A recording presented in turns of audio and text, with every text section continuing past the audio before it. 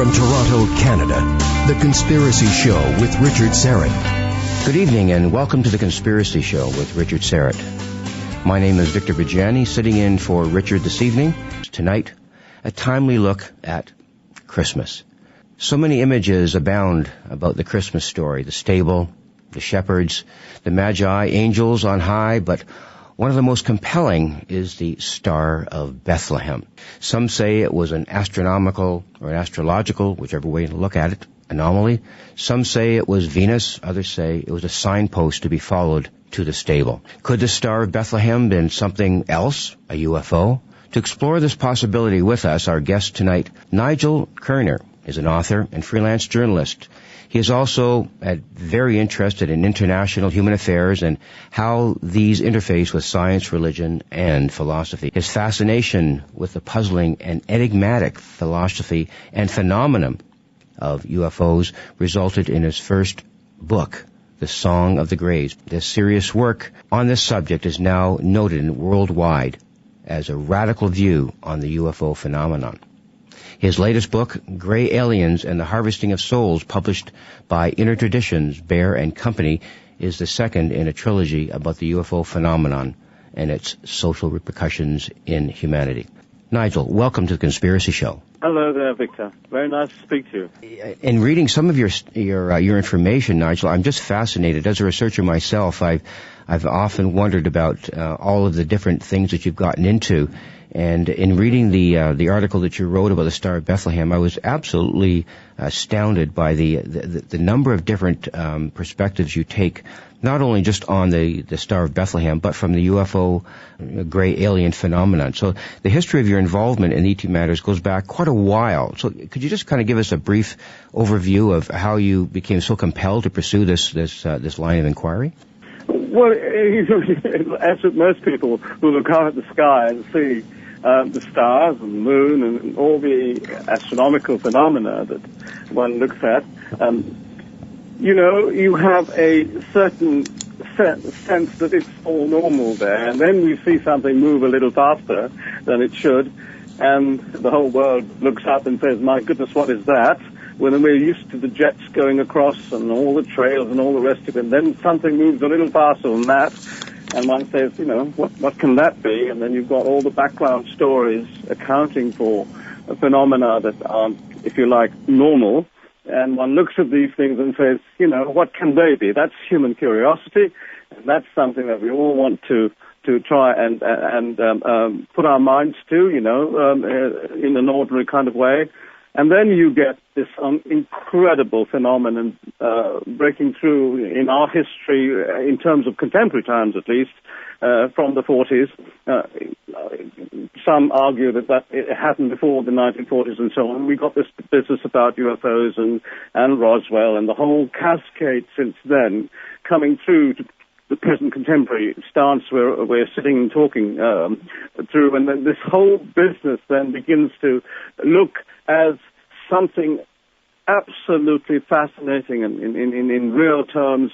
The human resource for curiosity simply wants to know what on earth is going on, that thousands and thousands of people the world over with their present-day technology can take photographs of things moving at the most incredible rates, and some of them turning at right angles, moving at 30,000 miles an hour. You get astronauts, you get highly qualified individuals talking all around the world. You get this incredible thing going on in America where people who are respected for their ability to understand astronomical phenomena through trained observational capacity, like astronauts, coming through and saying, yes, there are such things as UFOs, and they ain't of this earth, in quotes. Of course, one looks at this and one thinks, what on earth that configures like this? In the past, could this whole new situation explain a little bit better? And of course, it was obvious to me that the big symbol of all was the Star of Bethlehem. The point about any astronomical phenomenon is that it is incidental and it's studied and it's measured.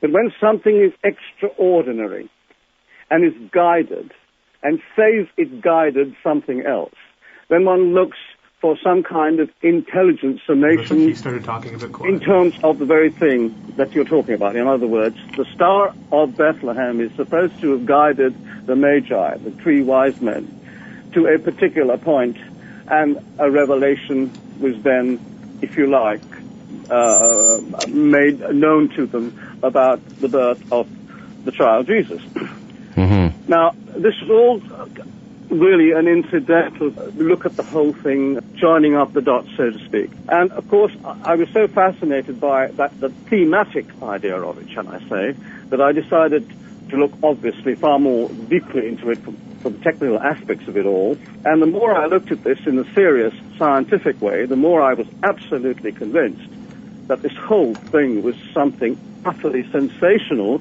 not in the sense that it is normally taken by Christians, shall we say, or believers, but in the sense that at that time, 2,000 years ago, there was a phenomenon going on this earth that was absolutely inexplicable in terms of its significance to that time and the people then.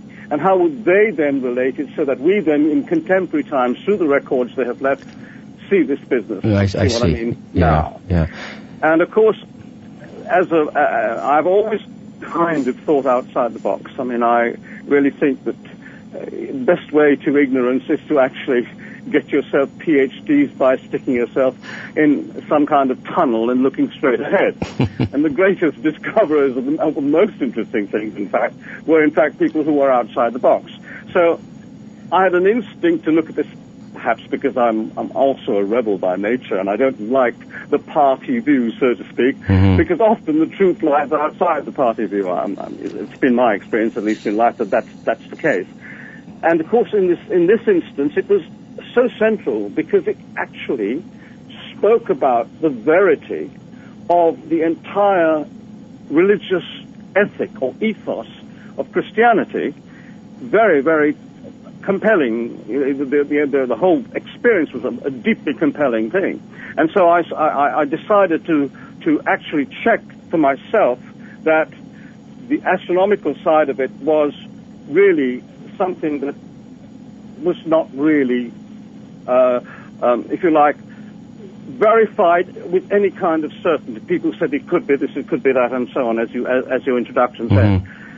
And then when the new stance, or in our modern day terms, arrived about UFOs, and people began to see that this world is now having to take on a phenomenon that's outside what is normally what we'd look at, to me, it became more and more convincing that we were looking at something incredible about the Christian story that is not actually the party line given by most, I would say, Christian believers. Yeah. That this could be something extremely interesting, and to that end, I think when I applied all the criterions I discovered through my research, I came to the conclusion that it was quite likely that this business of being a spaceship may well, an alien or some kind of craft, may well have been true. Well, 2,000 years ago, of course, they didn't have planes. They didn't have balloons. Right. If you see what I'm trying to say. Yeah, particularly balloons that glowed in the dark. And particularly the balloons that went in a cogent line that brought these so-called magi, who were incidentally accepted as the scientists of the time.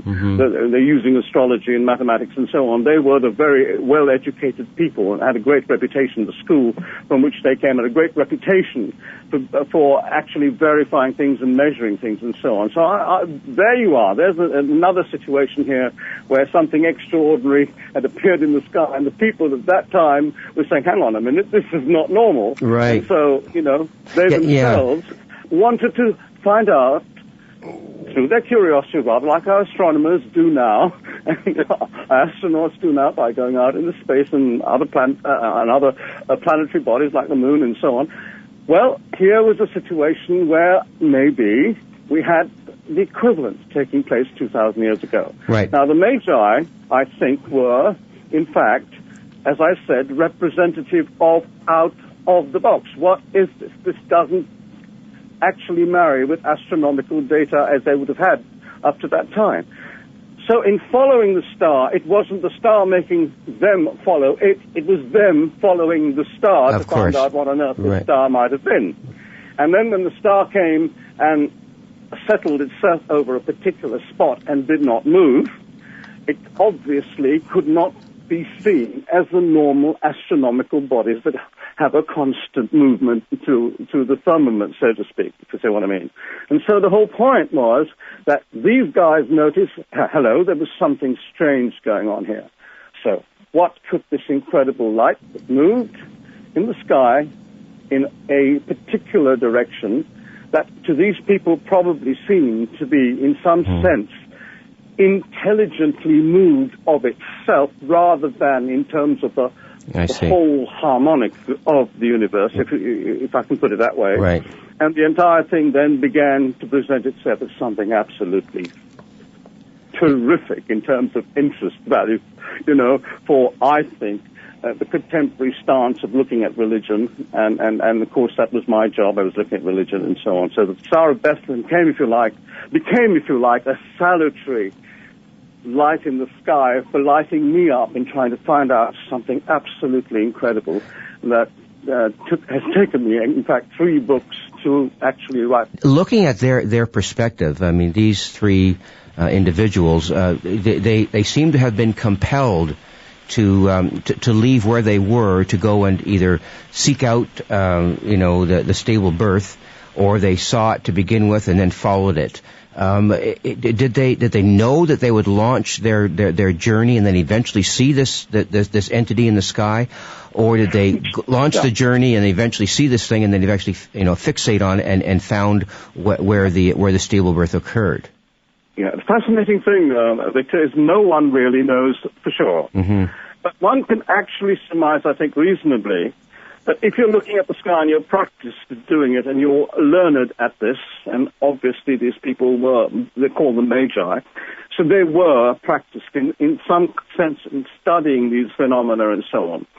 And they may not have had telescopes, but they would have had obviously been able to see a particular body up there in the dark and moving in this strange, ordered fashion, so to speak.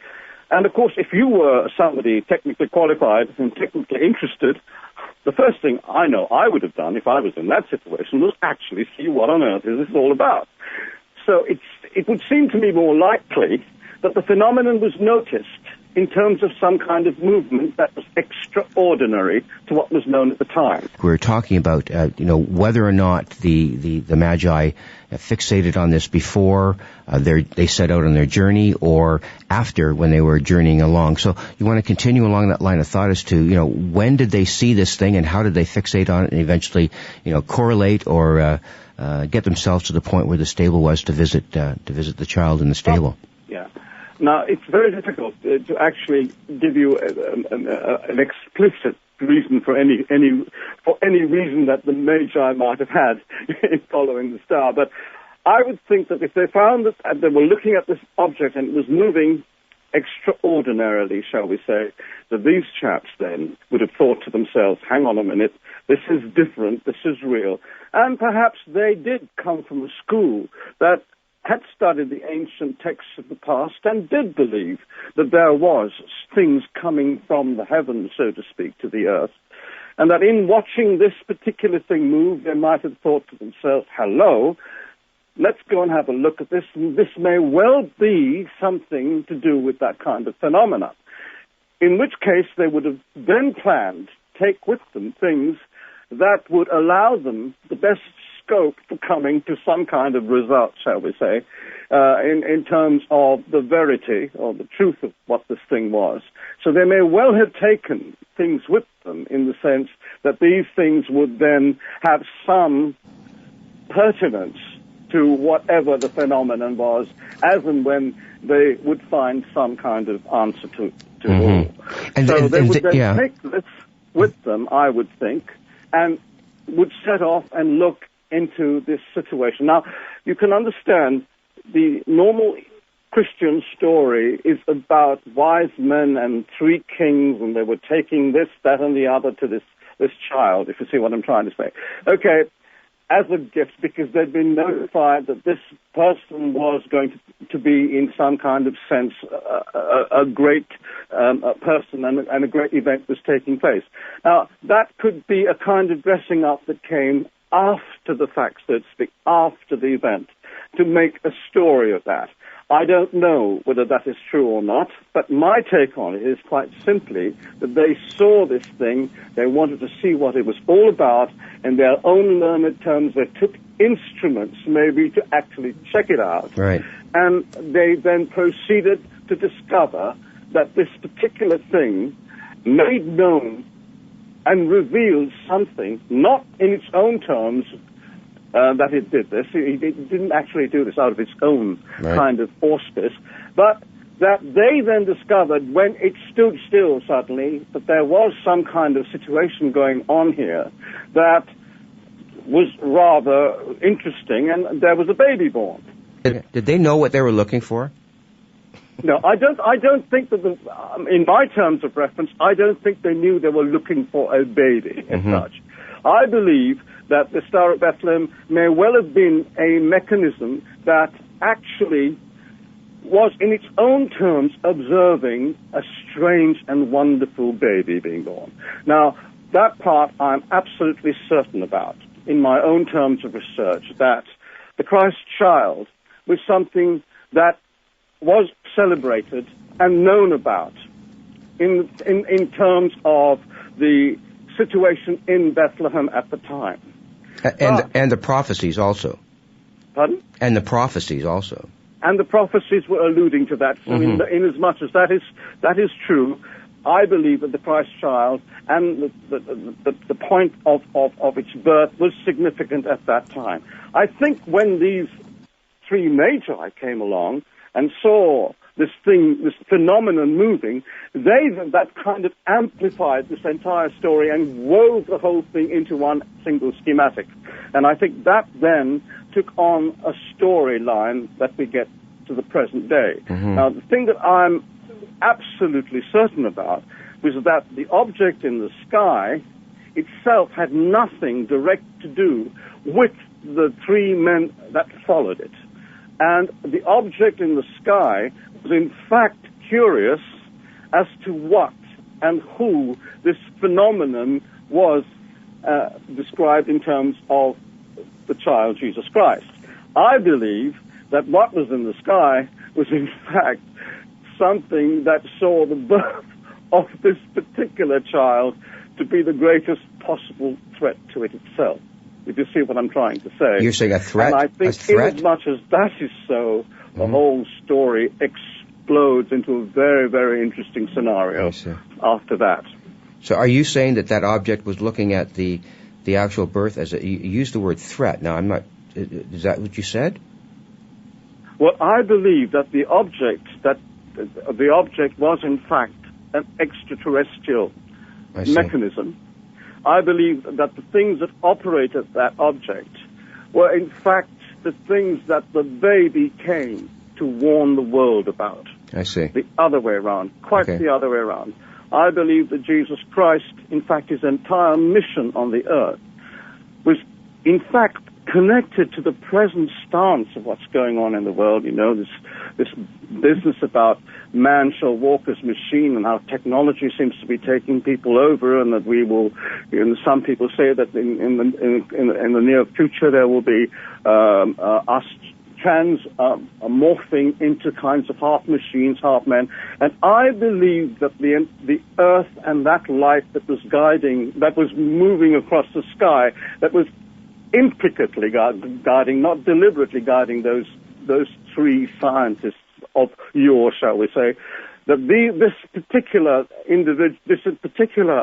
phenomenon was in fact the phenomenon that was dangerous to mankind, and that the revelation of its danger was going to come through the birth, the nativity of this very special and beautiful being. that they call Joshua ben Joseph, to use the Hebrew name, and Jesus in terms of our contemporary descriptions. And so the point is that I believe that when the child was born, that star was there to find out what this phenomenon really was and what kind of individual this child was. And I believe that there's an awful lot of evidence, that carries on from after the birth and in Christ's life that points very, very strongly to an ethos that says that he came to warn us of what was happening to our planet then in terms of an extraterrestrial interest in its affairs that probably was going on for thousands of years prior to this. And I think that the whole birth and revelation of Jesus Christ was, in fact, to do with how we, as a species, in the future, would have to cope with this terrifying danger. Nigel, I'll just have to hold you there for a second. I'm Victor Viggiani. This is The Conspiracy Show. Stay with us. 'Tis the season to give the perfect gift. C60 Evo organic oil elixirs and facial serum sets. And here, with a tip on how to get a proper night's rest, is the co-founder and chief scientist of C60 Evo, Chris Burrows. Chris, welcome back. How are you? Richard, thank you so much for having me. I just want to share one of the tips. I've got a number of them, but one of the tips for getting a good night's sleep is related to naps, right? So we're all interested in naps. And the reality is, if you're foregoing naps, you probably shouldn't. The data is really clear. You should be taking naps. Just a couple things that you need to be mindful of when you take a nap. One of them is don't take naps after 4. Right? Because that can tend to interrupt your circadian rhythm. And that's the rhythm that gets your sleep cycle in tune with the rising and falling of the sun. So taking a nap after 4 can interrupt that and can have a negative impact on your sleep. And then the next thing is keep your nap. Optimal time is about 20 minutes. If you're about to take a nap and maybe you're really tired, 1, don't do it after 4. And 2, make sure you set that alarm clock. Maybe you give yourself 30 minutes, but we've all had the experience of taking a nap and waking up like 10 times groggier than we were when we went to sleep. So keep those naps short and keep them before 4. I like to share these kind of sleep ideas with people because 1, I love to deliver value. And 2, it's actually our most consistent testimonial with our product, C60 Evo, is people take it in the morning. They report mental focus and energy during the day, and then better sleep that night. Absolutely. Oh, I always take I call it the grandpa nap, but I wake up, I don't feel like a grandpa, and I'm not a grandpa. So absolutely, getting a good afternoon or early afternoon nap is key. Get you going through the rest of the day. C60 Evo products deliver noticeable benefits to people and pets around the world. Immunity boost, deeper sleep, just like Chris said, more energy, mental balance, flexibility, and longevity. And don't forget, visit the website. That's c60evo.com/Richard-Serrett. c60evo.com/Richard-Serrett. And use the code EVRS at checkout, and you save an extra 10%. Chris, we'll talk again next week.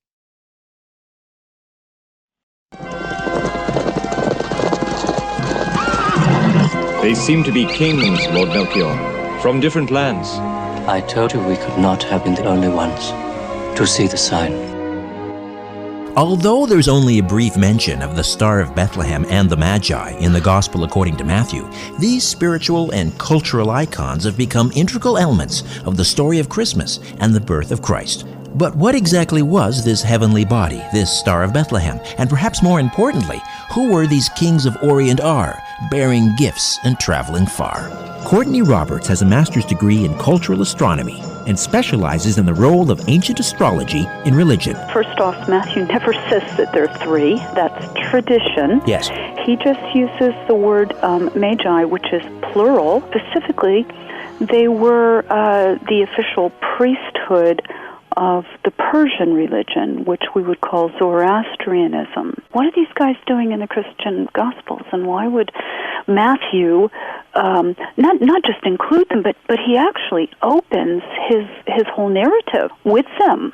And why would that be meaningful to his intended audience? Why did he think that was going to help him to make his points about Christianity? See, I think those are the real questions here. Matthew may have included the Persian astrologers in the Nativity narrative in order to give the account greater credence or legitimacy with his Jewish audience.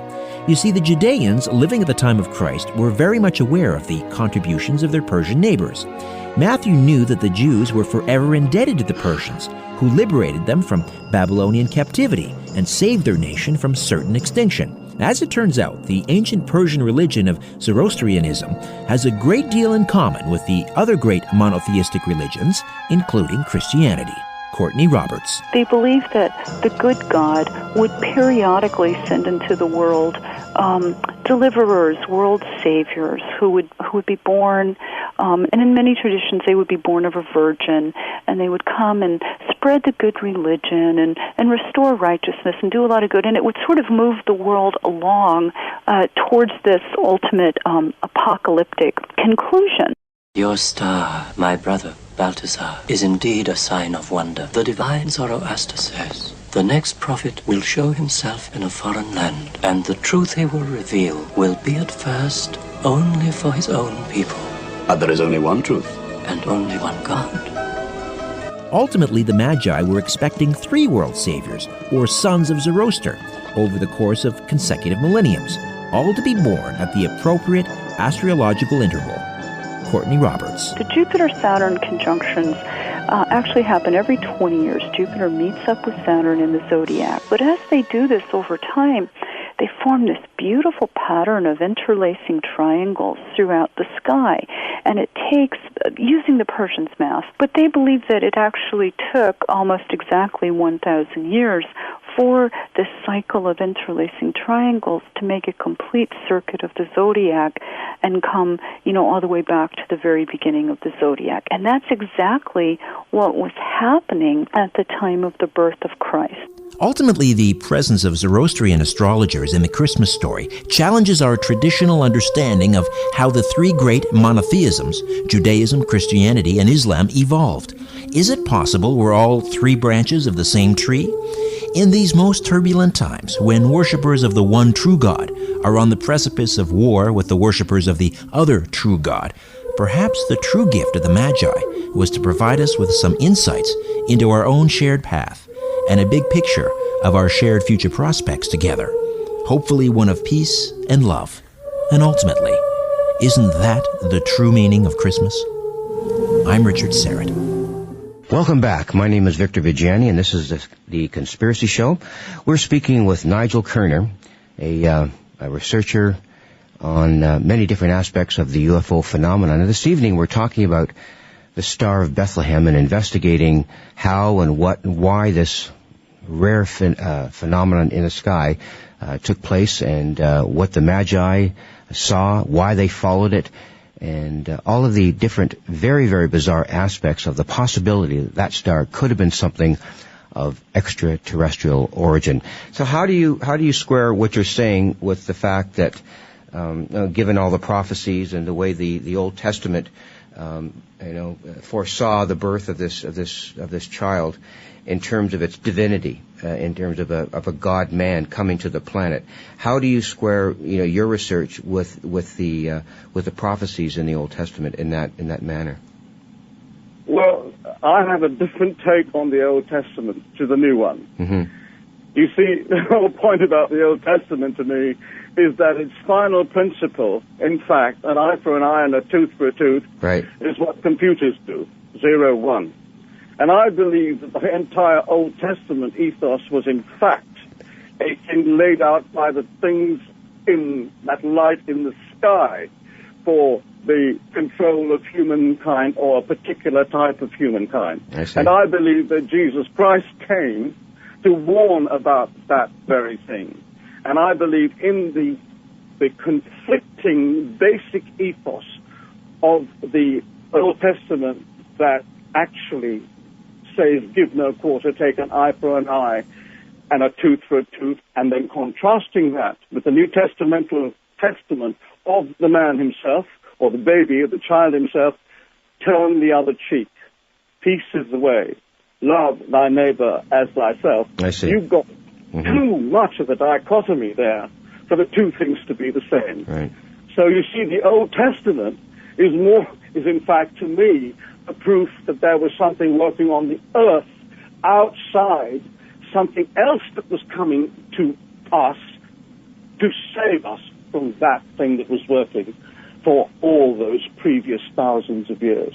And I think we haven't still got the message. I think some of us might well have actually seen outside the great conflict worked on mankind, but I do believe that this wondrous man came and gave us a recipe of how we might beat the coming machine age and all the things that are going to happen to devalue the stature of our species, Homo sapiens sapiens. Yeah, fascinating perspective. Let's just, we've got a few minutes before our break here. Just introduce us to the idea, and maybe we can talk about it after the break. In terms of the virgin birth, okay, there is the perspective that we know that Mary was impregnated in some very different way. It wasn't an impregnation in terms of what we would normally think of regular conception. Yes, indeed, yeah, yes. Of course. Now, with that whole, this is a very, very divergent, line of thought, and we have to explore it. There's no doubt about it. I mean, there are different perspectives on it, no doubt. But in your understanding, the virgin birth and the way that she became impregnated with no influence from another human being. How do you look at her impregnation in terms of the virgin birth? How does that fit in?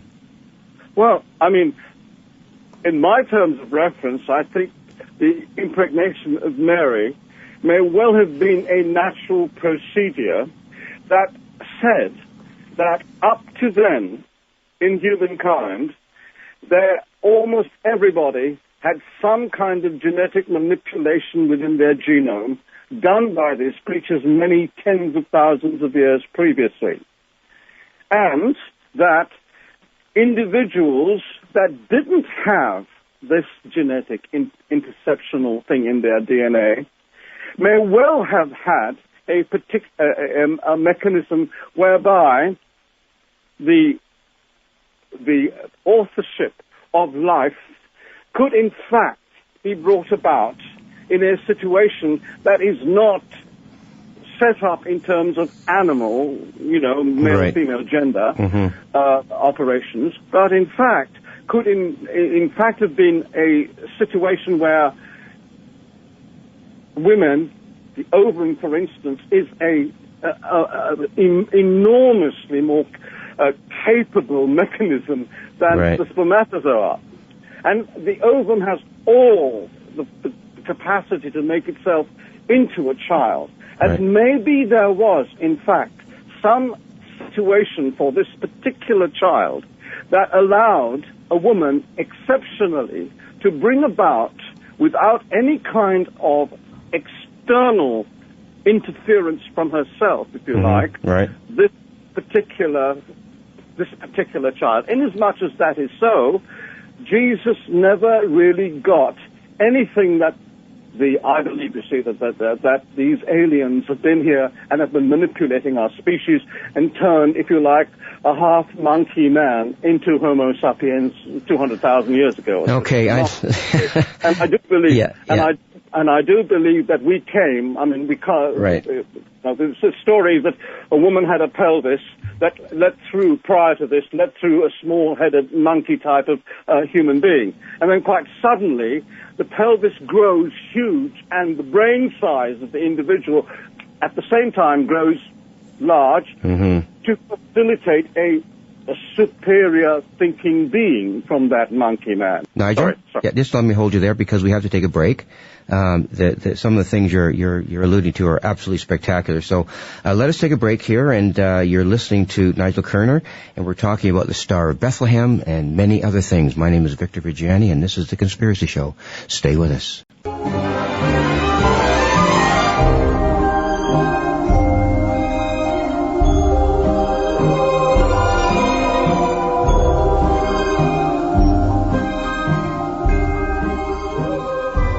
Welcome back. This is Victor Viggiani sitting in for Richard Serrett this evening, and we're speaking right now with Nigel Kerner, and we're talking about the Star of Bethlehem and all of the things that are surrounding that. But before we get back to Nigel, I would like to sort of say hello and a welcome to AM Burlington in Alabama, and these are some of our affiliates in Huntsville, Alabama, in Phoenix, Arizona, KVNA, and Atlanta, Georgia, WIMO. And we would like to welcome all of these affiliates here to the Conspiracy Show. Once again, we're speaking with Nigel Kerner, and Nigel has been guiding us through a very interesting kind of scenario and journey around who the Magi were at the Star of Bethlehem, and how the birth of Jesus Christ came about and what the significance was. So, yeah, continue on with that same line of thinking, Nigel. I know it's a lot to digest, but you go right ahead. Well, I mean, it's obviously a very big story. As I say, Victor, it's taken me 3 books to put the whole thing down. And it's based on the idea, before we get to the Star of Bethlehem, what was actually there, present on the earth, that the Star of Bethlehem, if it moved and 3 wise men moved with it, was in fact pertinent to, so to speak, you know. And so the whole point is that I believe that the genetic ancestry of humanity had been intercepted a long, long time previously by these so-called UFO occupants, alien occupants, and that in terms of their own agenda, they altered a type of living animate being and actually made that being into some kind of construct that, in fact, was going to be useful to them and their long-term plan for, in terms of their own resources, to be amalgamated within our own species on the earth. Now, there is ample evidence now, you know, the whole thing is the Pandora's box is opening on this. The information is available out there on the World Wide Web and so on, and it's easy to see that there is now a broader consensus that our own species itself, Homo sapiens sapiens, comes from a sudden increase in the capacity of the genome to make a type of being quite different from a type of being that persisted previously for millions of years on the same format, on its own format. And then quite suddenly, about 200,000 years ago, we get this sudden, so-called, the scientists tell us, an accident or a mutational situation where we get 2 huge anomalies occurring, wonderful fortuitous anomalies that produce large pelvic girdles in the female to produce a huge cranial capacity, much bigger than the previous monkey men, actually the size of the previous monkey men's brains and so on. So we have this sudden situation where a changed man type was occurring. I believe that light in the sky over the stable in Bethlehem were guarding their genetic experiment on this earth, and there appeared on the earth a baby. As with everything, there are exceptions and glorious exceptions. And this baby, this child, did not have any of the mutational capacities that these things had inserted into it, but had, in its own terms, a genetic capacity that didn't serve their purposes. And I think they were studying that particular phenomenon, and maybe they intended the Magi, after they had actually come across this strange infant that was born, because this strange infant, they knew that there was a capacity in mankind to actually produce this incredible type of human being by sheer genetic accident over millions of years, so to speak. And I think that maybe then the individuals that were actually mastering our planet and our situation here were in fact, in a way, looking for something that could monitor this individual and find out why this individual could be what it was against their own capacity to alter the structure of the human species as they had done prior, to that moment of the birth of Christ. Mm-hmm. So I believe that Jesus Christ came here as a special type of being, human being, to actually set before us the truth about what we as a species would have to actually contend with in trying to deal with what I believe in those spaceships is not actually living types of entity, but a roboid, a synthetic type of entity.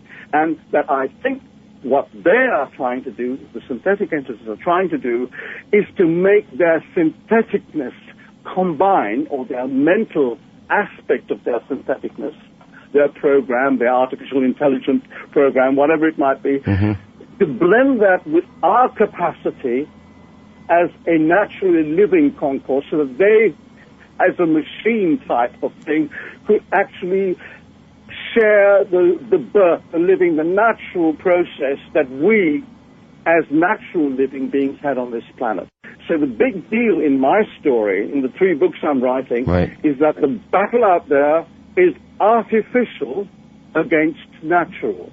And since we are a natural cascade coming from the Big Bang into the time that they came here and found us, machines from some other alien resource found us here as living beings, and the machines that were actually operating and are still operating those things up there will come and try to change us into what they want us to be for them, rather than our own right to be what we are in our own terms of reference. We have to take a break, and we'll be discussing further this fascinating aspect of the Star of Bethlehem with Nigel Kerner.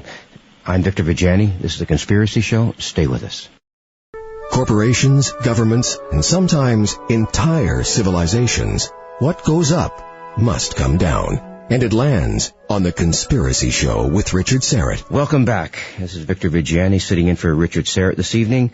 And we're speaking right now with Nigel Kerner, and we're talking about the Star of Bethlehem and all of the things that are surrounding that. Are you saying that Jesus Christ was an intermediary of some kind?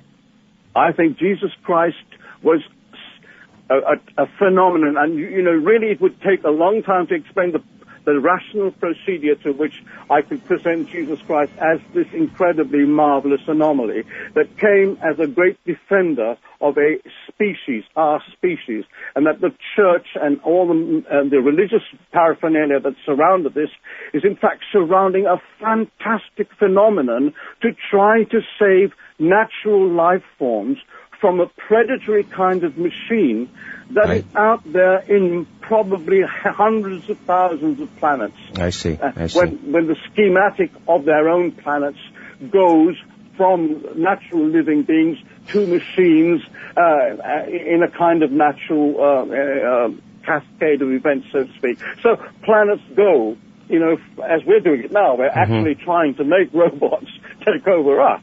And that's one of the big talking points in the future. What on earth are they going to do if they come here and make a cartel of us into a kind of hybrid form of a synthetic machine and us? And how people buy into this and are buying into this now. It may well be the kind of thing that Jesus came to say to us: beware.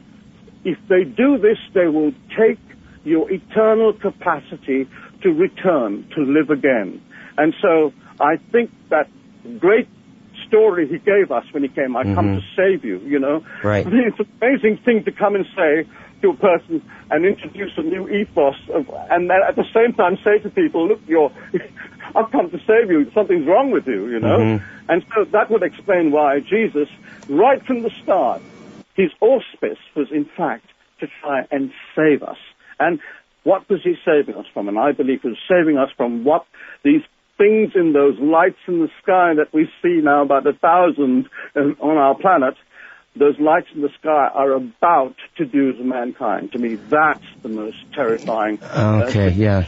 Yeah, your argument is coming together now, so that he was assigned in some way or another to save us from a destiny that that you feel was becoming, in a way, robotic rather than retaining our own humanity in our souls. Absolutely. And you know, Victor, it's difficult for me to hitch the thing together because you were talking about this, of a particular question was directed at the Star of Bethlehem. Mm-hmm. But of course, the whole story starts way before that. Of course, and yeah. to put, 3 books full of information to get the kind of sequence Yeah. to cross, to connect the lines is rather difficult. I'll give you one little story, if I may, if there's a little time to do this, that actually more or less affirms what I'm saying. And that in the temptation in the Bible, to actually tell you that Jesus was not part of this cartel of aliens at all, that in fact he was an individual that actually fought them and put them in their place. Now, you know, in the Bible there's a story about Christ being taken to a high place, the devil, and I'll quote you, the devil taketh him up unto an exceeding high mountain and showeth him all the cities of the world and the glory of them. Now, here we are in Jerusalem, obviously, in Bethlehem or wherever, in that site in Judea. And Jesus is taken by some authoritative figure and taken to this high place, and there, this authoritative figure speaks to him in terms of a kind of supplication. If you do this for me, I will give you this. So the implication there is that this thing, or whatever took Jesus up there, first of all had control enough to take Jesus up there. But when Jesus was in this particular situation, up in this high place, this guy then says, look, you must follow me. And if you do this, I will give you all of this. And he points to the cities of the world from this exceeding high place and tells Jesus, this is what you will get if you fall down and worship me. And you know, I have been to Jerusalem, and if you go to Jerusalem sometime, Victor, you take a look there. There are some moderately high places there, but there ain't no place that you can see all the cities of the world from if you go to those high places in and around the Judaic area. You will never do that. And whoever this person Satan was, high enough, shall we say 50 miles up in the sky, right? You will, from that particular point, because Judea was a center of commerce for lots of things and lots of areas, and all the main cities of the world that did the trade that were in fact relevant to that place could be seen from 50 to 100 miles straight up above. So what did take Jesus up to that exceeding high place? I believe he went up in one of these alien ships. And the incredible thing is, Jesus' retort to all his officers and so on is this: get thee hence, Satan, for it is written, thou shalt worship the Lord thy God, and him only shalt thou serve. In fact, I believe that Jesus told this robot for the first time that he was in fact a robot, less than an instinct, and like some kind of perhaps glorified vacuum cleaner. And because he was telling this guy, hang on a minute, but you know nothing about your own situation because you're a machine. A machine can't have an identity of itself. Jesus actually gave that machine, perhaps a computer, information of what it was. And the great thing is that a machine will not hurt you. It's not revengeful like a human being might be. Right. The machine took this as information and returned Jesus back to the earth, intact. So I must say that you've given us so much to think about this evening. It's a totally different perspective than anything that I've become accustomed to in my sort of analysis of not only UFOs but Jesus Christ as an entity.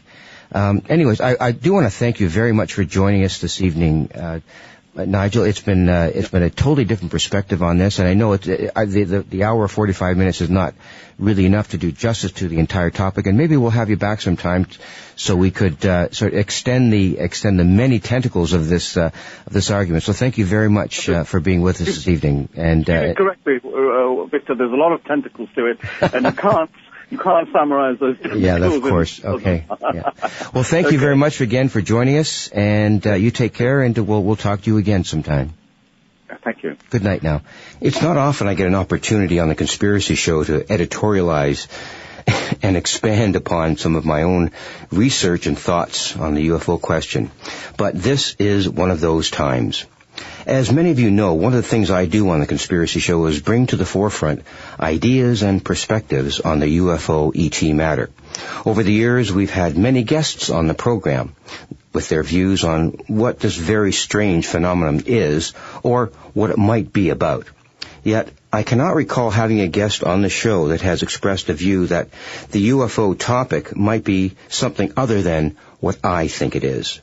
The closest I've come to this is my consistent caveat that when we do find out what the UFO phenomenon really is, or what UFOs are, through some kind of disclosure or government disclosure or mass contact, whatever that might be, UFOs just might turn out to be something that we least expect or would not expect at all.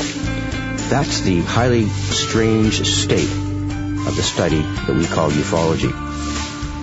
I strongly feel that we must remain open to all these possibilities whenever we look at any evidence or listen to witness testimony or examine government files about UFOs. My name is Victor Viggiani, sitting in for Richard Serrett this evening here on The Conspiracy Show. Live from Toronto, Canada, The Conspiracy Show with Richard Serrett.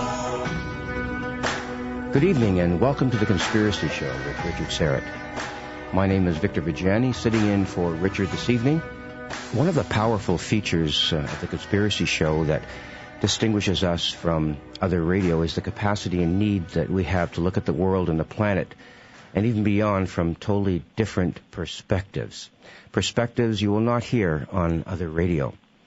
Raising levels of awareness and providing alternate perspectives to understanding our world is something we take very, very seriously because, as you're well aware, our world is becoming more and more complex each day.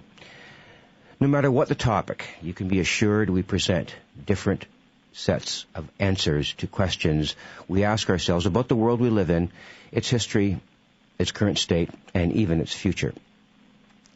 In our program tonight, we venture into this new world of perspectives and heightened levels of awareness. Tonight, we're looking at Christmas and raising our level of awareness of Christmas. Have we lost or forgotten the meaning of Christmas? What are its origins, its traditions, and the more subtle aspects of this 2,000-year-old occurrence? It began in Judea as one thing, a baby born in a stable among animals. This singular event altered the fate of humanity, and to this day remains a focal point for Christians and humanity itself. However, over time, it has morphed into something else. A yearly multi-million-dollar economic binge based on reindeer flying at the beck and call of a large man in a red suit, along with gluttonous excesses of turkey, ham, and shopping malls. Have we become somehow distracted from the origins of Christmas?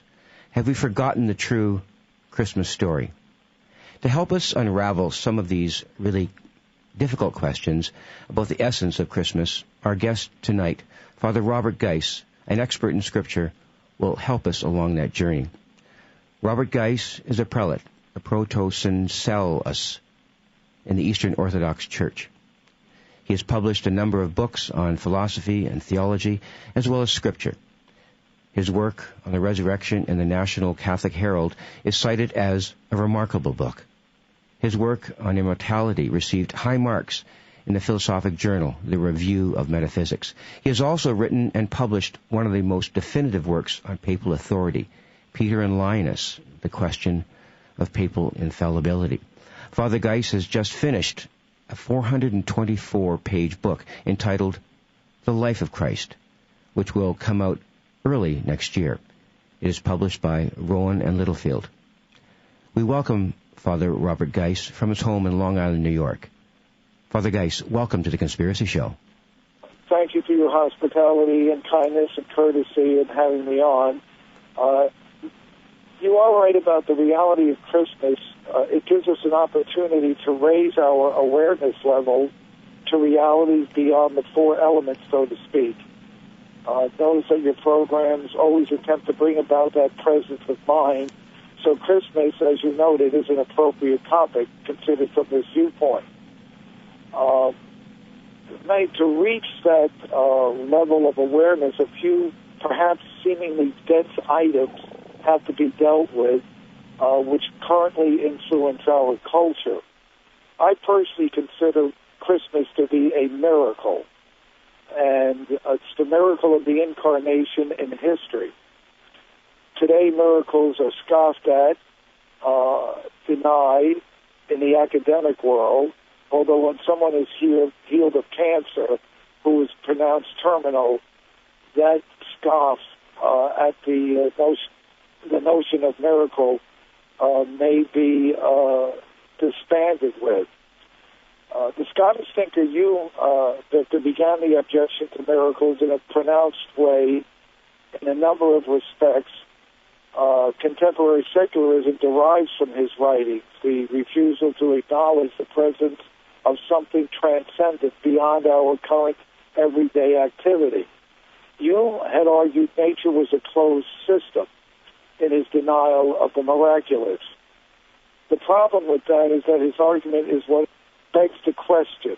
I'll be very precise on this for the listener, because it's very important for him as we try to raise our level of awareness of reality. The denial of miracles in Hume is a fallacy of reasoning, because he's already assuming that nature is a closed system, which he needs to prove. You are saying that you have an argument which will prove something, but what you are really doing is setting something forth that poses as a proof, but it's not. Hume, that is, has already loaded the dice. By saying nature is a closed system, you already have ruled out that miracles, divine intervention from outside nature, can occur. But first you have to demonstrate that nature is a closed system. But you can't. Thus you have not demonstrated that miracles cannot occur. Mm-hmm. This line of reasoning, which is called the Enlightenment, has penetrated much thought today and is a line of reasoning to which many academics whom I have encountered and study and write about in my book, Life of Christ, they have made recourse to this line of reasoning. But I think that we've begun to show that it is something which is fallacious in itself. But let me get something which is even simpler to your listener. Mm-hmm. Hume said in his denial of miracles that proof of miracles requires extraordinary proof. He writes that in his work on miracles, which is part of his treatise of human nature. But the only thing he admits that would be extraordinary is a miracle. So he already rules out the possibility of miracles by saying they require extraordinary proof. It's a sleight of hand to the person who's not really concentrating on this powerful force, David Hume. He may just accept Hume's statement without pondering the fallacy that we just noted in Hume. Mm-hmm. So the miraculous does have the possibility of occurrence. It tried to be ruled out by a line of reasoning which began with Hume and has penetrated our current day thinking to the denial of the divine in history. But I think if you ponder that Hume's work is not what he pretended that it was, we have opened the door to the acceptance of miracles in our attempt in this program to raise the level of awareness that people should have in the everyday life that they conduct. Now, Christmas is the incarnation, but it's an incarnation born of a virgin. Is that a miracle? Well, coming to birth does not occur within the natural order of human procreation by a virgin. It therefore is a miracle. It has operated outside the normal method of procreation. The virginity of Mary, the virgin birth, has been ruled out as possible by those who have argued against miracles, but their argument we just saw has no strength. Hume lived, Victor, in, as I go a little deeper, in the assumed Newtonian ironclad laws of cause and effect. You remember Isaac Newton? Of course, yeah. Mm-hmm. God is a watchmaker. Mm-hmm. The universe is set forth. He winds it up, and then he just lets it go. In theology, God not only starts the world, but he must conserve it. He's present at every moment because that's how it stays in existence. Without his conservation of the world, of the universe would cease to exist. That's the kind of world that you live in, this Newtonian ironclad law of cause and effect. That's his nature is a closed system assumption. And that's all it is an assumption. And what's ironic, Victor, is now quantum mechanics has ruled out this Newtonian universe. You're very, very familiar with that, probably more so than I am, given what your programs have in the past discussed. But this quantum mechanics world further weakens an already discredited Hume argument against the miraculous. You see? Let me say one point about the miraculous. I brought it up before. Take someone terminally ill with cancer who suddenly recovers, is cured. Does that mean that nature's laws were changed? That's what Hume would tell you. No, one can argue new conditions were entered into. Say millions of new healthy cells under which nature in that person will now function. No laws were changed. Only a new condition was introduced into the body under which those laws of nature would now function. Ask anybody who's been cured of cancer when he was told he was terminally ill. How do we account for that? Is it possible that maybe a miracle entered into that person's life? How does one change so subtly? It's with a set of new conditions. Who introduced that new set of conditions? You didn't change any laws of nature. You just changed the environment in which nature's laws are operating. This is another argument against the denial of the miraculous, which has significance in our discussion, because the virgin, the incarnation, being born of a virgin, is a miracle, and that's what Christmas is. It is a miraculous event. Now, it's interesting to me in reading the scriptures, some people today, some writers, populists, say that the term that was used for Mary being prophesied as a virgin in Isaiah 7:14, that term is ha'alma. That's the Hebrew term. And they have tried to argue, and I'm thinking of Spong, the Episcopalian bishop. He has gone to say that this term does not mean what we normally mean it to mean, namely a woman who has not known man. The term ha'alma is used in the Old Testament only 10 times. And in each instance, if you do the lexical work, and people can read my book, I note this in my book, Life of Christ, in the chapter From the Beginning. If you do the lexical work, you see that it only applies to a woman who has not known man. Sometimes other critics have tried to argue that the term betula, which is another Hebrew term, they've tried to throw that in as meaning someone who has not known man. And thus, Alma, this term in Isaiah, the term is A-L-M-A-H, is not a specific term. However, again, lexical scrutiny, which the exegete must undertake, disproves this claim. Either that or it shows the absence of a knowledge of Hebrew on part of the exegete. So there were claims that the term Parthenos, to go one step further, was not an adequate Greek translation in the Septuagint for the term the Gospels used to describe Mary as a virgin, a woman who has not known man. These arguments against that term Parthenos, lexical scrutiny again disproves. Why is this important? Because we're talking about Christmas as a miracle, and to be born of a virgin is a miracle. And to say that the miracles don't happen, of course you're going to say instantly, well, the virgin birth story is nonsense. The Christmas story is nonsense. But in raising the level of awareness of the listener here, we've already shown that the arguments against miracles, by the way, Hume's arguments are the most powerful. Ask any philosopher, ask any theologian. They will tell you that was the breaking point where the miraculous started coming into suspicion. Once you have been able to show that Hume's arguments are not powerful, we have opened awareness to a new line of reality. And one of those lines I maintain is the birth of Christ, which was of a virgin.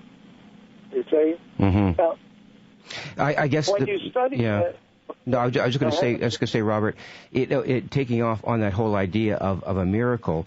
A lot of times, what happens, and I guess we sort of fallen into that state in the secular world, where we look at an incident like Christmas and all of the mythos surrounding it. We tend to categorize it as a myth, and I know that you've done a lot of work in understanding the work of St. Luke and the Gospels about how he portrayed the actual event itself. So what can you tell us about St. Luke and the way he portrayed it in terms of debunking the idea that it was a myth?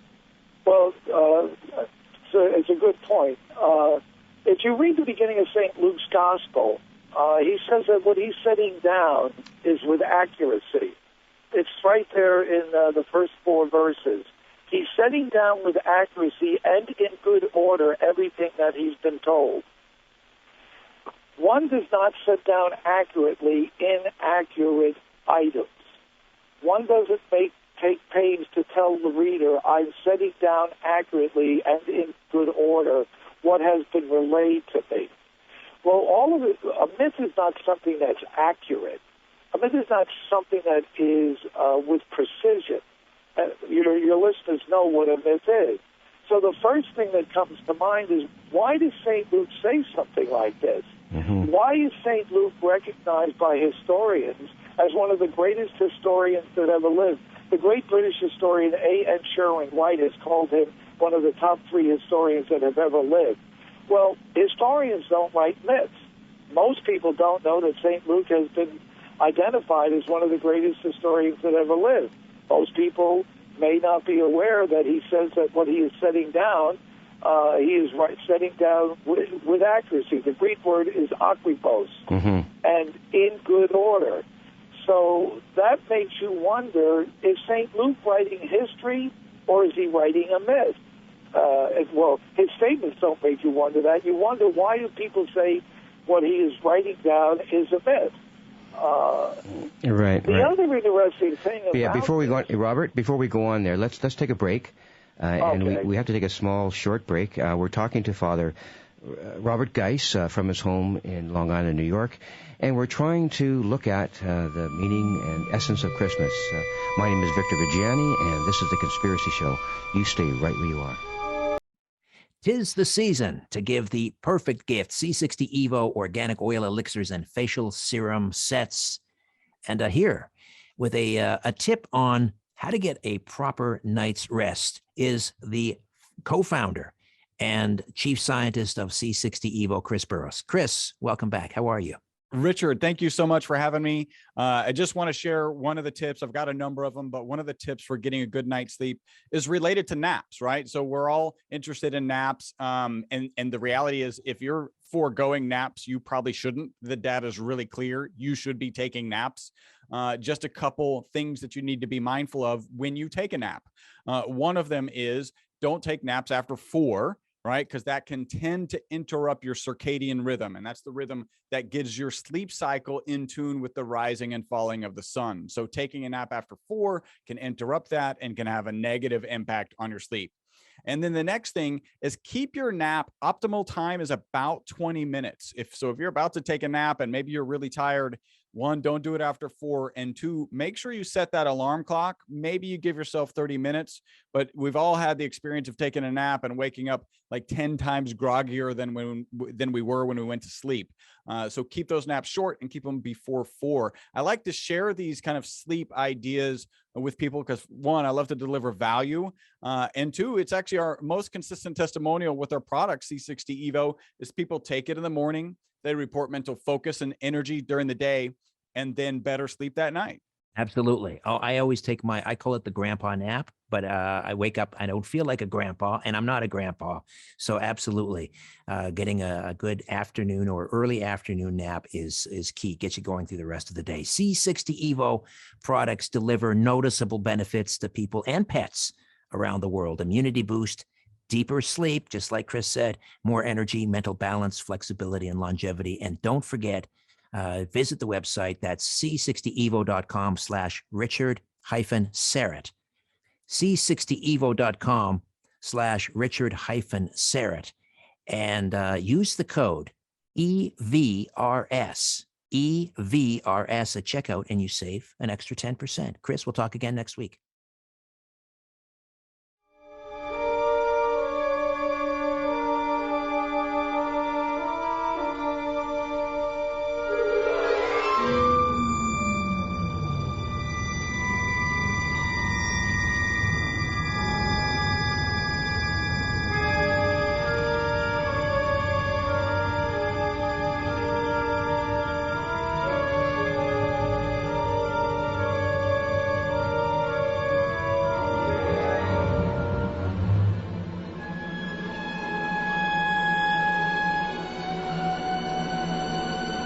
Loose lips sink ships, and sometimes corporations. Got something to say? Call Richard Serrett now at 416-360-0740. Welcome back. My name is Victor Viggiani, and this is The Conspiracy Show with Richard Serrett. Obviously, Richard is not here this evening. He's taking a well-earned rest, and I'm sitting here in the big chair, and we are talking with Scripture expert Father Robert Geis from his home in Long Island, New York, and we've just been talking about different aspects of the history of Christmas and trying to put together some ideas about the actual essence of what Christmas is and how we've reached an understanding today that might be a little bit less accurate than according to Scripture. Robert, you were talking just before the break about St. Luke, but I'd like to move into the whole idea of the story of the Magi and the Star of the East. And I know there's a whole different line of thinking about who the Magi were, where they come from, and what they represented. And they weren't just, three people who were riding on camels looking at a star. They had a very deep history. Just run some of those ideas by us. All right. The story of the Magi brings up the story of the star in the east. The Magi were Zoroastrians. Those were followers of Zarathustra, who lived about 3000 B.C. I've read Zarathustra, very deep thinker. By the way, Friedrich Nietzsche wrote a work called Thus Spoke Zarathustra, and he tries to take Zarathustra as the new preacher, the new prophet, the sense of the new age. The Zoroastrian people, the Zoroastrian followers, are named after Zarathustra. When you get to the star in the east and the Magi, we have astronomical certification that such an event occurred. There pretty much is no doubt. There's a very dense German work on, I don't know if you know this, Victor, every single celestial event from the time of the Egyptian pyramids all the way even till about 10 minutes ago. You know how the precision that marks German scholarship. Mm-hmm. And they have identified that such an event occurred. Not only they, but they're usually considered to be the Bible, no pun intended, for astronomical events. This event in the east, the star that they saw, some say that it wasn't really a star. It was the two planets reflecting very brightly, although the German scholars say that, in fact, it was a stellar, not celestial event. The Magi, who were Zoroastrians, they were from Persia, and the Zoroastrian sacred books were expecting a child who would be born of a chaste woman that would change the world. Now, before I go on, some would say, well, then the story of the Nativity is a takeoff on this Zoroastrian belief. On the contrary, one might say that this Zoroastrian belief is an indication that the divine was preparing mankind, and not just the Jewish people, for an event such that even hints of it were in the Zoroastrian religion. Did the divine with the Zoroastrian religion prepare for the acceptance of what he had inspired the Old Testament prophets to write? You see how I turned that around? Mm-hmm. Some people want to say this means that the story of the Magi and the story of the virgin birth was taken from Zarathustra. It may, in fact, have been contrarily that the divine was not only preparing the Hebrew people through inspiration and with exactness, but given a general ambiance to the world that this event was going to occur. And the event that struck the Magi was that the East Star had shone with a brilliance, which indicated to them, as you know, they were brilliant. You know this better than I do. Mm-hmm. They were brilliant astronomers, and the wise people of the Eastern world always studied the stars because they saw that as the power of forces beyond them. So we have here the story of the star in the east. Is that a myth? Well, apparently not. The story of the Magi, was that a myth? Well, the question surfaces again, why would you write about it, since the people at that time could in fact find out whether or not this ever occurred? Why do I say this? Herod's court was inundated with Pharisees. Although he hated the Jewish people, he wanted to be kept abreast of developments in the Jewish religion because he was a suspicious man. He was a maniac. If you read Josephus, you read the accounts of Herod Antipater in the Jewish wars and other writings from Josephus, this man was a very vicious man, but he was always wondering about his power. So there were Pharisees that he would bring in to counsel him upon different movements in the Jewish religion. They were very knowledgeable of this Zoroastrian motif, okay? And we have to remember that the Pharisees hated Herod, and they were of the belief that the Messiah was going to be Jewish and that he was going to be born of the Jewish people. So they told him, most likely, disregard this nonsense about Magi coming from the east looking for this star and this newborn infant. My point being here that one could ask the Pharisees, people around that time, did it ever happen in the time of Herod that these men came to see this newborn babe? It could have been checked out. Otherwise, why would a gospel writer subject himself to the possibility of being foolish, of having written something that could not be checked out? That's one of the beauties of the Gospels. When you study them and can establish that they were written fairly close to the time of Christ's life, and I, for example, in my book, Divinity of the Birth, have argued that Matthew was written contemporaneous with Christ. Once you're able to write contemporaneously or around the time of Christ, you avoid this problem of time allowing mistakes, time allowing stories to have developed. If you can establish that these works were written fairly close to the time of Christ, it becomes evident that you can go to these people that were in Herod's court and ask them, by the way, did Herod in fact visit with Magi? Did he ask them to come and tell him about this star in the east that they saw? So what we have is a well-known Zoroastrian motif, and it was well known by the Jewish learned. They knew about it. Mm-hmm. It is the Magi coming seems to be something that's very valid because there was this star in the east. There was this belief that something was going to happen that was great. The Pharisees in Herod's court knew it. So one can assume that what Luke was writing wasn't a myth. Right. That, in fact, this actually was something that occurred. Didn't we, at one point, talk about Herod being worried about the situation, that the Romans kind of foretold it, and he was very worried about this in his court, and he felt that he had to do something about it. But that brings up the question, again, of St. Luke, and was there the slaughter of the innocents, which Herod undertook? And one other point about Luke being a historian before we address the Herod thing. Some people said that Luke was not accurate because he said in the 15th year of the reign of Tiberius Caesar, when Herod was Tetrarch of Galilee and Quirinius was legate of Syria. Well, some historians said, well, Quirinius was a legate of Syria after, in the early 1st century, and not at the time that Herod ruled Galilee. Mm-hmm.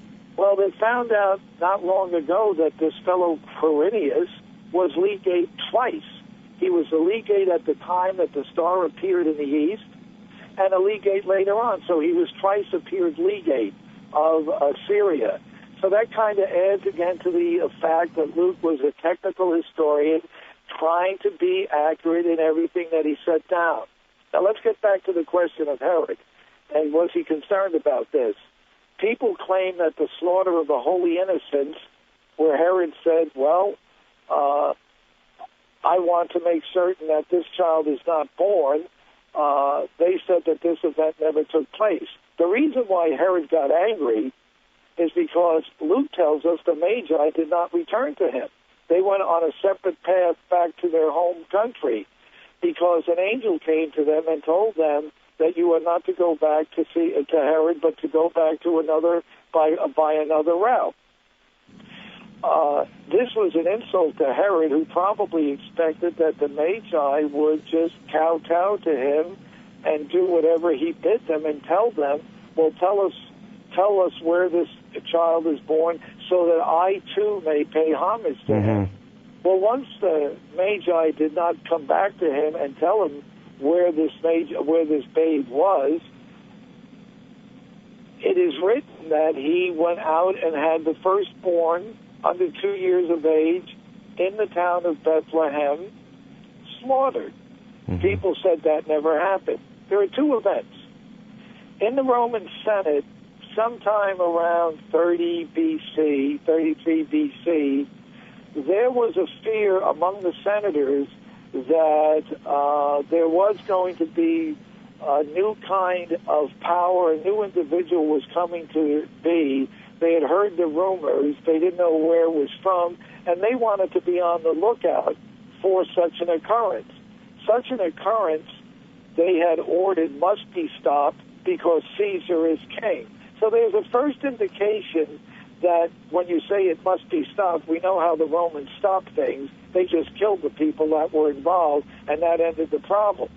But with Herod, Macrobius in his Saturnalia writes about the story where Herod's 2-year-old child was slaughtered and killed when Herod had ordered his Roman soldiers to kill children because of a fear that he had about a new kind of power coming to be. Now, granted, Macrobius does not say that Herod had the children in Bethlehem slaughtered, but need we ask ourselves, well, why would Macrobius in his Saturnalia be bringing this up if, in fact, Herod never ordered the execution of these children?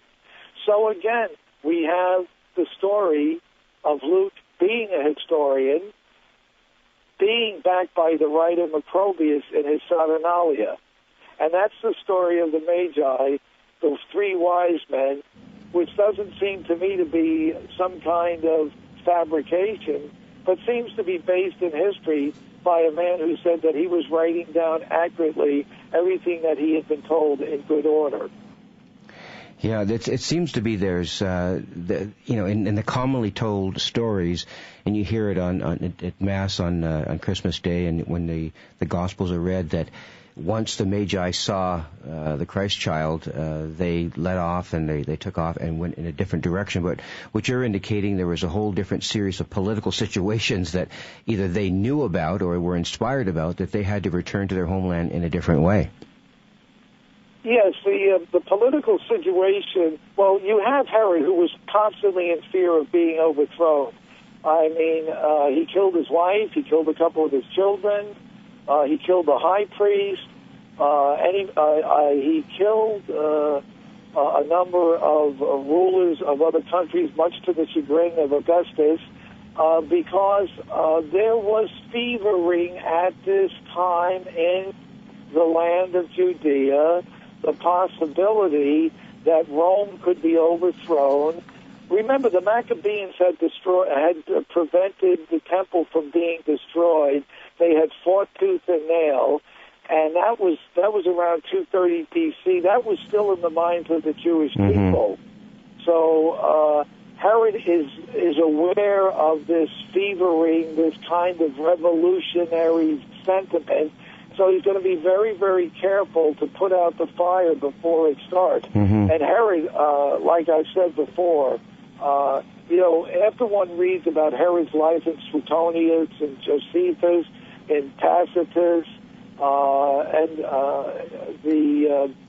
the records that we have, the commentary from others at the time, one is aware that Herod was going to hold on to power at all costs, even to the point of killing his own children if he thought that his power would be taken. Mm-hmm. And the Jews could not stand Herod, so he was always suspicious of them and always wondering when was the next step going to be taken. At the time... Actually, let's hold it there, Robert. Robert, let's hold Yeah. it there for a second, and we'll just take a break here, and we'll continue. I want to bring up something after the break about Christmas being something of a higher level awareness for womanhood. We talked about that earlier, but right now we're speaking with Father Robert Geis, a scriptural expert here on the Conspiracy Show. My name is Victor Viggiani. You stay right where you are.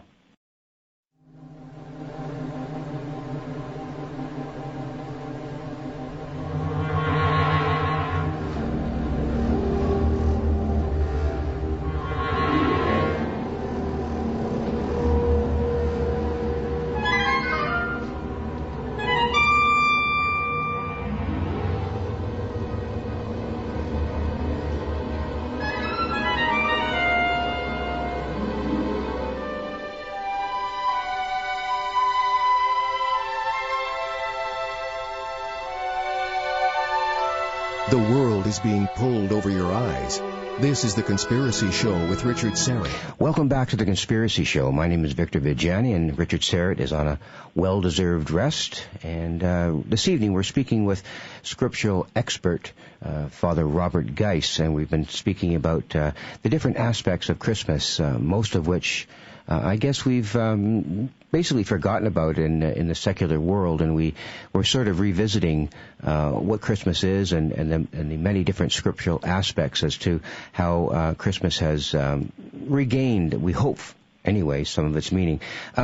Father Geis, I'd like to address the issue of Christmas being an opportunity to raise the awareness of womanhood and how womanhood fits into salvation. I know you have some very definite views on that point of view. Yes. Apparently you have read my books. Thank you. The role of woman in the eyes of the divine is a very special one, to the point that he could have introduced the salvation and the redemption of man in history in many different ways. As we know, man lost the immortality feature of his existence in the Garden of Eden, a result of his wanting to be like God, which the serpent identified as knowing not only about good but also evil. Man lost his deathless state. And God could have introduced redemption in a variety of ways, but he chose to have it introduced by way of a woman. And that says an enormous amount to the scriptural exegete what the level of womanhood is in the divine plan of humanity. He made a woman be his mother as man. He did not have to be born as in the stable. He did not have to grow like a human being. He could have come once in 10 seconds and redeemed man and be gone. But what happened is that the divine, it seems to me, in wanting to show the value of womanhood and of woman, decided that his son, if I may use that word, decide, had it that his son would be born of woman, which places woman in a premier position in the economy of salvation. And he chose Mary. What is interesting is that not only was it one, it was two-sided. Mary chose virginity as a consecrated life to God. That's already written about in Numbers 30. The Jewish woman who was a virgin consecrating her life to God was protected by certain laws in Scripture in the book of Numbers, chapter 30. But what we have here is God not only taking woman and placing her in that position as the one responsible for bringing his son into the world, but woman from the other side is allowed to consecrate herself totally to God in the Jewish tradition in the manner of consecrated virginity, as is described in Numbers 30. You know, some people, when they talk about the virginity of Mary, those who do not believe in miracles and those who believe that this is all a fairy tale, a fancy way of looking at something that is nice and tender, some people do not realize that the virginity consecration that Mary took is an absolute choice on her part, as well as God making the same choice of woman for the role that he chose in the redemptive act. So she would have, Robert, she would have decided this well beforehand? Is that what you're saying? Well, to God, things are not known beforehand because there's no time in his knowledge. Everything is known simultaneously. Knowledge to him, every event to him is present like the circumference of a circle is present to the center of the circle. He knows everything at the same time. So we may use the term beforehand, but it would be inaccurate. It's better to say, Victor, that eternally he had it so that woman would have this position eternally in his divine providence. I see. That a woman would take this position as being the one responsible for bringing his son into the world. Okay. If that doesn't indicate the level of respect and the value that the divine has for woman, perhaps somebody could tell me what else would. I'm not the smartest person in the world. It's just that, to me, shows the value of woman in the economy of salvation. She was, in other words, let me put it this way, without her, but let's take the scene where Gabriel appears to Mary, and he tells her that she is going to bear Emmanuel, God with us. Mary could have refused. Mary could have said, in fact, I think Mary could have said, well, I don't really want to do that. But Mary didn't say that. Mary said she accepted what Gabriel said to her, namely that she would become the mother of Emmanuel, God with us. And the point is that this was known eternally, that woman would have this role in salvation. If you look, incidentally, at the way Jesus approached womanhood, he held a woman in very high regard. He treated his mother with absolute respect. If you remember at the Samaritan woman at the well and the conversation that Jesus has with her, the divine thinks of woman so importantly that Jesus makes it his business to try and indicate to her that she must save her life so that she can have the water of eternal life. Woman was so important to the divine that Christ went out among women and taught them the same thing that he taught men. In other words, he did not just teach the Pharisees. He did not just speak to the average fisherman. He spoke to women. Remember the point where the woman touches the hem of his garment and Christ says, who touched me? What power went out from me? Christ turns to the woman and says to her, she's trembling. She wants her cancerous flow of blood stopped. And he says, woman, your faith has saved thee. He has so much compassion that he takes a special attention of this woman in need. And there are countless stories in the New Testament about the value that Christ held for woman. Remember, at the resurrection, the first person he appeared to was a woman, Mary Magdalene. He didn't appear to Peter. He didn't appear to John. So that, again, indicates the level of concern and value that Christ had for woman in the economy of salvation. That is not really penetrated today. People do not have that view. You have the women's lib movement. I'm showing my age. Those kinds of things. But Christ already was aware of the value of woman from his own mother, who raised him. Victor, when you are given the woman the role to raise your son, which God gave to Mary, to care for him, to nurture him, to take care of him, you are entrusting to a woman your son. That, again, points to a value that people have not ascribed to women in the economy of salvation, but which is certainly evident in the way God had Mary take care of his son. We're speaking with Father Robert Geis, a scriptural expert, here on The Conspiracy Show. My name is Victor Viggiani. You stay right where you are. Fasten your seatbelt and put your tray in the upright position. You're about to leave everything you know behind. On The Conspiracy Show with Richard Serrett. My name is Victor Viggiani, sitting in for Richard this evening. We're speaking with scriptural expert Father Robert Geis, and we've been speaking about the different aspects of Christmas.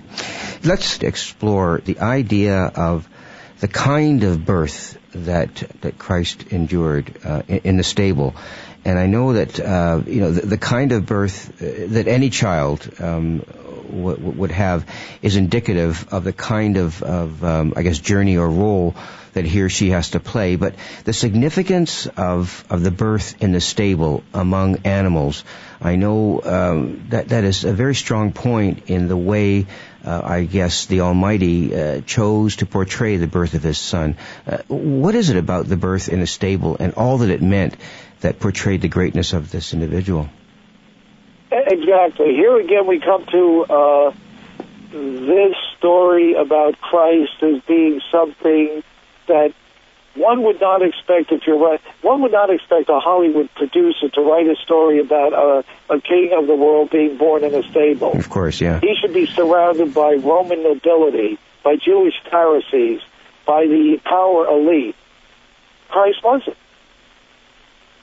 He was found in Bethlehem, where his parents could not, at the census called by Augustus. Joseph had to go back to Nazareth, as you know, because that was the birthplace. That was his birthplace.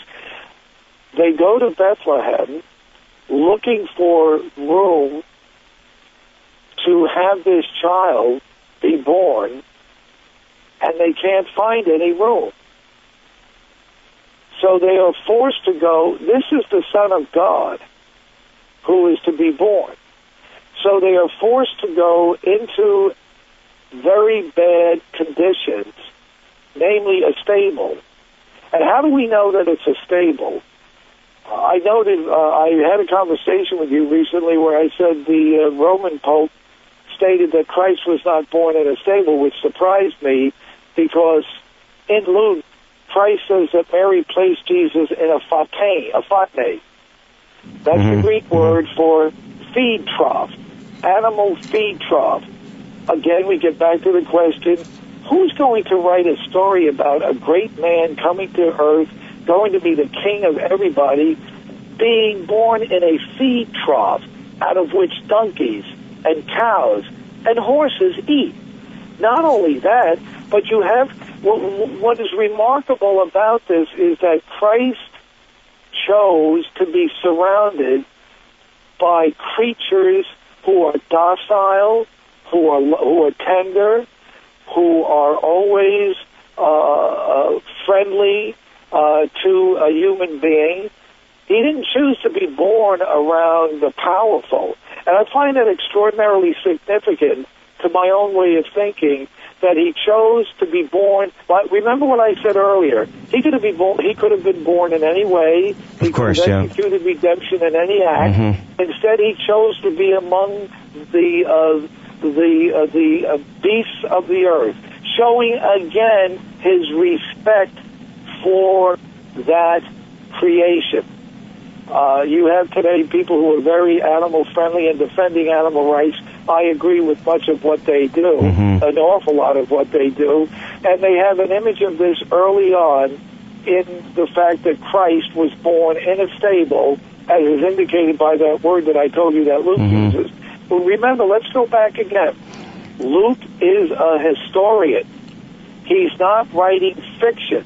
What person is going to write about... If you want to convince somebody that this person who's born is powerful, is important, he's going to change the world, you certainly wouldn't say he was born in a stable. That's right. You would say he was born in the Roman palace, or he was born, in Caesarea Philippi, or he was born on, in one of Herod's palaces.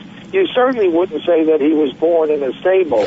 And concomitant with this is the fact not only was he born in a stable, but there were shepherds who suddenly who are gathering around where Jesus is born, so that Jesus is born not among the rich and the powerful, but among shepherds who have to risk the elements, who have to tend constantly to their sheep, who have to look out for robbers, make sure that that nobody steals these animals.